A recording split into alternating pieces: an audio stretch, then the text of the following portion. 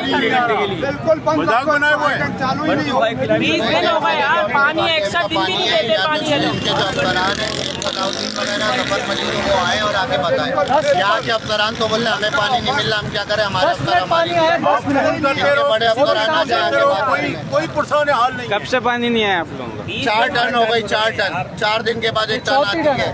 और वो भी बीच में बंद कर देते हैं। वो भी नहीं चला। 12 घंटे की टाइमिंग है पानी देने की, उसके बड़ा जिसमें से एहसान 2.5 घंटे भी मुश्किल से आता है पानी। कौन कौन से इलाके?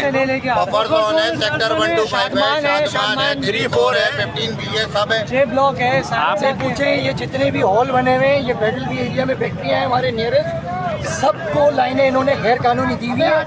सबसे लाखों रुपए रिश्वत दी जा रही है विदाउट बिल। कोई बिल नहीं है इनका, कोई बिल नहीं है, बिल हम पे करते हैं। लेकिन ये क्या, सब पानी इंडस्ट्रियल एरिया में टाइम के जरिए पानी बहाया जा रहा है, हमें पानी नहीं दिया जा रहा। अच्छा, अभी आपने किसी जिम्मेदार से बात करी, कोई बात करने को राजी है आपसे? और डिस्ट्रीब्यूशन वाले वो बोल रहे हैं भाई हमारे पास पानी नहीं है, आप बात कर लो। अब हम किससे बात करें?